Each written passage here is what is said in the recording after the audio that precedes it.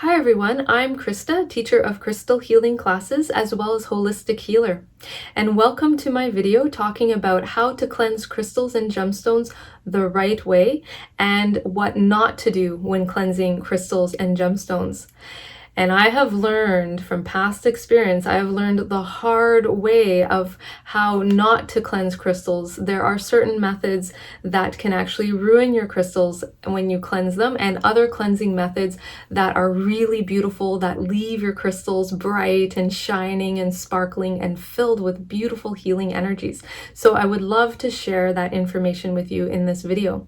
So before we dive in on how to cleanse crystals properly, I would like to talk a little bit now about why you need to cleanse crystals and gemstones. Okay, so when you have a crystal, when you buy a crystal from a brick and mortar store, gem show, online store, lots of people have touched this crystal. So this crystal was in the earth, people dug it out, they were touching the crystal.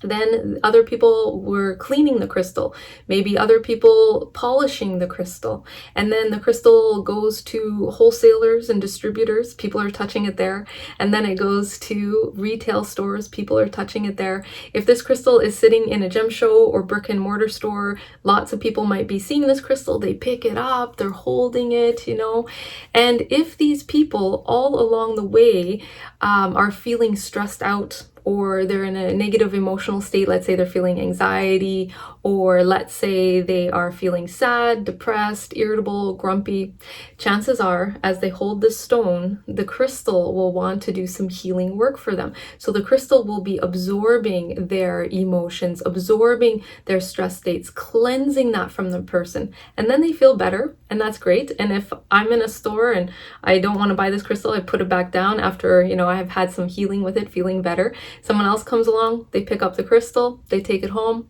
Well, chances are this crystal has absorbed some of those energies, those stress states and emotions from other people. So the crystal needs to be cleansed before working with it for healing purposes.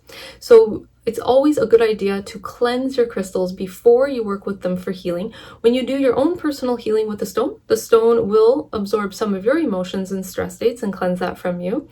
And then once you do your healing work, you'll need to cleanse the crystal again to release and remove those unwanted energies, those stress states, and those emotions. Also, another reason why it's a good idea to cleanse your crystals is that a crystal could also be programmed with a healing intention. That might not be the intention that you want to work with for that stone. So if another person has touched the stone and let's say they have put an intention into the stone for healing grief, let's say, but for you, you want to boost creative energy. Well, those are two different healing intentions. So you would need to cleanse the crystal first of that first intention so that it's clear, and then you can work with your own healing intention. So you never know if there's an intention that has been stored in the stone that needs to be cleansed. Okay, so very important to do that. So when you work with crystals and gemstones, if you don't cleanse them, let's say you never cleanse the stone, then over time, the crystal is going to absorb emotions and absorb more negative emotions, absorb stress states, and absorb more and more to the point where it's going to be collected all in the stone. You run the risk of breaking the stone. The stone can absorb so much emotional energies and stress states from you or other people that it can't hold anymore. When it can't hold anymore, it will crack, it will break. This is usually spontaneously, and I've had that happen. So I'll share just a really quick story about that. I had this beautiful bracelet of purple fluorite, and I wore that bracelet every day. This was like way back in the early days of crystal healing for me, and I did cleanse the bracelet, but not that often, and I wore it every day, all day long. I would actually sleep with that bracelet on, and weeks went by, I didn't cleanse it. Weeks turned into a couple of months, I didn't cleanse it, and then I was sitting on the couch just reading a book, just relaxing, and all of a sudden I heard something crack, and I was like, what's that sound? And then all of a sudden I heard all of these beads hit my wooden floor. I had a hardwood floor, and I looked down, all of the beads were on the floor. The whole bracelet broke. Every single bead on that bracelet cracked, shattered, and it was all over the floor. So I had to cleanse that. So I realized, oh, I didn't cleanse this bracelet often enough, and the bracelet just kept absorbing energies, absorbing emotions, absorbing my stress states. I felt great, but the bracelet then was holding so much of that it couldn't hold it anymore, and it shattered. Okay, so this can happen. I've had other crystals spontaneously break like that as well. And then finally learned my lesson. My rule of thumb is you can never cleanse your crystals too much, so it's better to cleanse them more often than not often enough. Okay, so let's talk a little bit about how to do that. So I'm going to talk about my 2 favorite ways of how to cleanse crystals and gemstones, and then I will talk about what not to do, because this is very important as well. So my first method of cleansing crystals is to work with a dish of dry sea salt or a plate of dry salt. So we have salt here. This is just regular sea salt. You can also use Himalayan salt as well. And then I've placed my crystals and gemstones on top of the salt. So what happens here is that the salt acts like a vacuum cleaner. It sucks out all of the emotions, the negative stress states, and it cleanses that from the crystals. When the crystals are cleansed, this keeps their healing energy really high, bright, and powerful. So it's very important to cleanse them. So I will let the crystals rest in the dish of salt for a few hours. If I'm buying the crystal from a store and I get it home from the store first, I'll let it sit for a day in the salt, a good 24 hours, and give it a really good deep cleanse. Then once the crystals are cleansed, I will take them out, do whatever healing work I want to do with that crystal, and then it goes back into the dish and it will sit there and cleanse. This is a slower method of working, but it is a really good method. It does take a little bit longer to cleanse them this way. Now, some crystals and gemstones are soft, and the salt might scratch certain crystals. So selenite being one of them. Now, what you can do is put the salt in the dish or on the plate. On top of the salt, put a tissue or a cloth, and then on top of the cloth, place the crystals, gemstones on top of the cloth. The salt will still work through the cloth. The salt will pull those energies out of the stone, the stress, the emotions, and cleanse it that way. So that is another way that you can do it. So I have lots of bowls around my house with crystals and gemstones sitting in them. So that's a good way to do it. The other method is to work with dried sage leaves, Palo Santo wood, or 3 types of cleansing incenses, which are frankincense, myrrh, and white copal. Those types of incense have cleansing and clearing properties. You can't use just any incense. Those are the 3 that have very powerful cleansing properties. And this one, what you do is you will light the sage. You could work with Palo Santo wood or the incense, light it so that it's smoking, and pass the crystal through the smoke. So I'll show you how to do that. Now, this is a fire hazard. So I have a little dish here of water that if the flame gets out of control, I can put it in my dish and extinguish it there. Okay, so I'm going to use Palo Santo for this, but I could use dried sage leaves. I could use the incense. So what I do is I speak a healing intention to the wood, to the sage, to the incense for cleansing. So I'll say, thank you for cleansing all negative energy and unwanted energy from this crystal so that it is cleansed and purified completely. In full faith, so be it. Okay, and then I light it and get it smoking. Okay, so this will just take a moment. And this is a very quick way to cleanse crystals. So if you need to cleanse the crystal right away, this is a good way to do it. Okay, so it's smoking, and I just pass the crystal through the smoke, just like that, just back and forth. Okay, all around. And it's done. And so now I put this out. There we go. Perfect. Okay, so very quick. So if you get the stone home from the store and you want to work with it right away, that's a good method. If you have allergies, scent sensitivities, or asthma, that method might not be the good method for you because it can aggravate allergies or sensitivities to scent. So then the sea salt method is the better way to do it. Okay, that is a good way, very clean way to do it. Takes a little longer, but it's very effective. Okay, so those are two of my favorite ways. So let's now talk about what not to do. Okay, so way back in the day, and I'm talking 20 plus years ago when I very first started getting into crystal healing, one of the going methods of cleansing crystals was to put the crystal or the gemstone into salt water. So you have a bowl of salt water, you immerse the crystal in there, you let it sit for a few hours, take out the crystal, wash it, just rinse off the salt, and that is a way to cleanse it. Now, I'm going to say, please do not do that. Please, please. I beg you here, do not do that, because I did that and, I ruined one of my crystals. So if you want to do that method, that's up to you. But my recommendation is don't do that. Okay, so I want to show you a crystal here. This is a big crystal that I have. Now, I've had this crystal for a long time.